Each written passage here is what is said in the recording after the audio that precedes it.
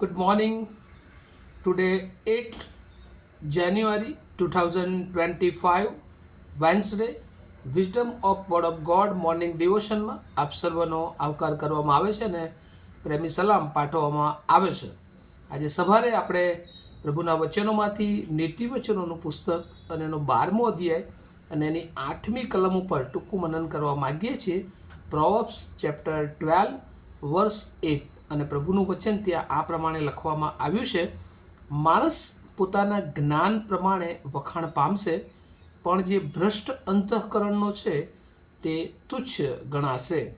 ESV Bible પ્રમાણે આ પ્રમાણે લખવામાં આવ્યું છે: a man is commended according to his good sense, but one of twisted mind is ડિસ્પાઇઝડ.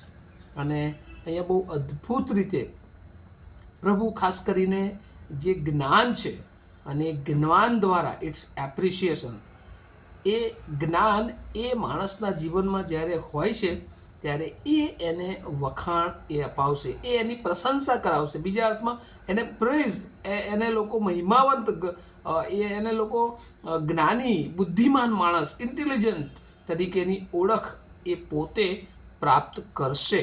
ત્યાં લખવામાં આવ્યું છે એ પ્રમાણે કે એને માન આપવામાં આવશે. પણ આજે પૃથ્વી પર જ્યારે આપણે જોઈએ છીએ ત્યારે જે માણસો દુષ્ટ છે, જેમનું અંતઃકરણ ભ્રષ્ટ છે, એ લોકો પોતાના જીવન દ્વારા, પોતાની મિલકત દ્વારા, પોતાના સર્વસ્વ દ્વારા એ પોતે માન પામવાનો પ્રયત્ન કરે છે. પણ એ બાઇબલ અને નીતિવચન સુલેમાન જે એના ફર્સ્ટ કલેક્શનમાં બહુ સ્પષ્ટ રીતે કહે છે કે માણસ પોતાના જ્ઞાન પ્રમાણે વખાણ પામશે. એ પોતે વખાણ પામવાને માટે પ્રયત્ન કરશે એવું લખ્યું નથી, પણ ત્યાં લખ્યું છે માણસ પોતાના જ્ઞાન પ્રમાણે એ વખાણ પામશે. અને જ્ઞાન અહીંયા ગુડ સેન્સ અથવા તો પ્રભુની બીક, અને જ્ઞાન એ ક્લિયર ઇન્ટેલિજન્સ, ક્લિયર થિંકિંગ જેની પાસે છે, સ્ટ્રેટ થિંકિંગ છે, જેની પાસે એ જાણે બહુ ઈશ્વરની અદ્ભુત યોજના છે, ઈશ્વરના વચનોનું ભરપૂરીપણું છે, ઈશ્વરના ખાસ પ્રકારના આયોજનો છે, ઈશ્વરની દોરવણીમાં જીવન જીવાય છે, ઈશ્વરની ભય અને બીકમાં જેનું જીવન જીવાય છે, એ જીવનોને પ્રભુ એ માન અપાવશે.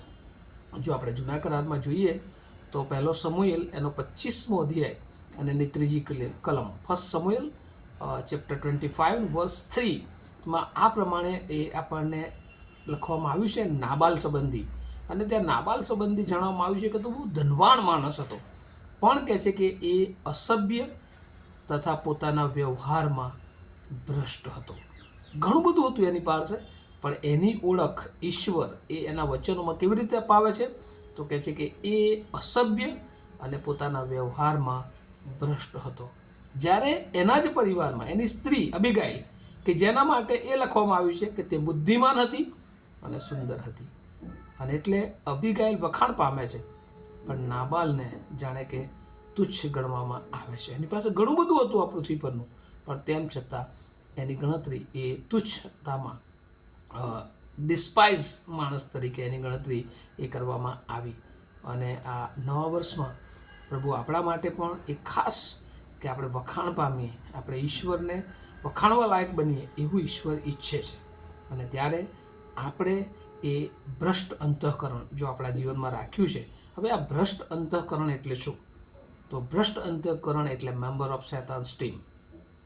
આપણે શેતાનની જે ટીમ છે એના સભ્ય હોય તો આ ભ્રષ્ટ અંતઃકરણ હોય છે. ભ્રષ્ટ અંતઃકરણ એટલે શું? તો કહે છે કે જેની પાસે સેલ્ફિશ થિંગ છે, પોતાનો સ્વાર્થી બાબતો જ જોવે છે, સેલ્ફ ઇન્ટરેસ્ટ જેઓના જીવનમાં હોય છે, બીજાના કામનો હંમેશા તેઓ અસ્વીકાર કરે છે, બીજાના કામને તોડી પાડવા માટેના પ્રયત્ન કરે છે એ લોકો. અને બીજા એક પ્રભુના સેવક એના માટે ખુલાસો કરે છે જે લોકોના ભ્રષ્ટ અંતઃકરણો છે, તો કહે છે they spend all their money to own their social position, looking good and giving the impression of great wealth and power. એ જે કંઈ ખર્ચે છે, મની ખર્ચે, જ્ઞાન ખર્ચે, સમય ખર્ચે, એ બધું પોતાની સામાજિક પોઝિશન બનાવવા માટે કરતા હોય છે, પોતે સારા દેખાય એટલા માટે કરતા હોય છે, અને જે કંઈ એ આપે છે એના દ્વારા બીજા પર ઇમ્પ્રેસ પાડવા માંગે છે. પણ ઈશ્વરના વિચારો આવા નથી. ઈશ્વર જેને જ્ઞાન આપે છે એ હંમેશા નમ્ર બને છે.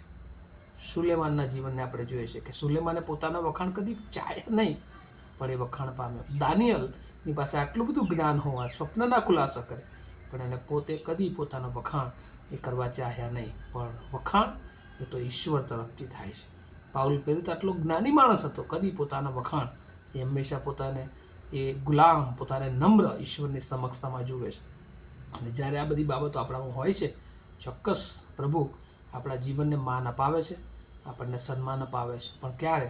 કે જ્યારે એનું જ્ઞાન, એની બુદ્ધિ, એનું ડાપણ, એની બીક આપણી પાસે હોય છે. અને નવા વર્ષે પ્રભુ આપણા જીવનોમાં પણ એ ચાહે છે કે આપણા વખાણ થાય, પણ આપણી પાસે દેવનું ચોક્કસ પ્રકારનું સ્ટેટ વિચાર, જ્ઞાન, બીજાઓને આશીર્વાદિત કરનારું જ્ઞાન, બીજાઓને પ્રભુની પાસે લાવનારું જ્ઞાન એ આપણી પાસે હોય. હંમેશા પ્રમાણિકતાનો માર્ગ હોય એ આપણને ગણે છે. કારણ કે આપણે ઘણીવાર જોઈએ છીએ કે સન્ડે સ્કૂલના બાળકો જ્યારે ચર્ચમાં એ કલમો બોલતા હોય છે ત્યારે આપણને બહુ આનંદ થાય છે, કારણ કે આપણા બાળકો એ લોકોની આગળ વખાણ પામે છે. પણ એની પાછળ એ પેરેન્ટ્સ તો બહુ મોટો ફાળો હોય છે કે એમને શીખવે છે. સન્ડે સ્કૂલ ટીચર્સનો ફાળો હોય છે, એમની પાછળ મહેનત કરે છે. અને એ જ્ઞાન જ્યારે એમની પાસેથી લોકો એ સાંભળે છે ત્યારે આપણે કહેતા નથી, પણ આપણા બાળકોના લોકો વખાણ કરે છે. અને એવું જ પ્રભુ ચાહે છે એના બાળકો તરીકે. જ્યારે આપણામાં એ જ્ઞાન બીજાઓને દેખાય છે, એ વ્યવહારમાં દેખાય છે, ત્યારે ચોક્કસ પ્રભુ એ લોકો દ્વારા પૃથ્વી પર પણ એના સેવકો, એની સેવિકાઓ, એના બાળકો જેઓ પ્રભુના વિશ્વાસમાં ચાલે છે એ બધાના વખાણ કરાવે છે, માન અપાવે છે, સન્માન અપાવે છે. અને એ રીતે પ્રભુ આપણા જીવનને પણ આશીર્વાદિત કરી શકે છે. આ વચનો દ્વારા પ્રભુ એની બહુ કૃપા આપણને સર્વને આપે. પ્રાર્થના કરીએ. અમારા જીવંત અને દયાળુ ઈશ્વર, આજે સવારે આભાર માનીએ છીએ. જ્ઞાની માણસ એ વખાણ પામશે, પણ જે ભ્રષ્ટ અંતઃકરણનો છે તે તુચ્છ ગણવામાં આવશે. ત્યારે પ્રભુ આજે સવારે અમે અમારા જીવનોમાં તમારું જ્ઞાન સંપાદન કરીએ. અમારી ઓળખ પ્રભુ તમારા વચનોના બીક, ભયમાં તમને પસંદ પડે એવું જીવન જીવવામાં, કે જેથી કરીને પ્રભુ આ પૃથ્વી પર અમે પણ તમારા નામને લીધે વખાણ પામી શકીએ. પ્રભુ અમારી ઈચ્છાથી નહીં, પણ અમે અમારું માન શોધીએ નહીં, પણ પ્રભુ તમારી ઈચ્છા, તમારી યોજનામાં તમે અમને યોગ્ય બનાવો. અને પ્રભુ જો અમારામાં વાલાઓ છે, કોઈ ભ્રષ્ટ અંતઃકરણ એમના જીવનોમાં છે, બીજાઓને તોડી પાડવાની ભાવના છે, તો એમાંથી તેઓ મુક્ત થાય અને તમારા ઓળખમાં, તમારું જ્ઞાનમાં તેઓ પ્રવેશ પામે, એવી પ્રાર્થના ઈસુ પ્રભુના નામમાં સાંભળો અને તેનો સ્વીકાર કરો. Amen. Have a nice day to all of you. Thank you.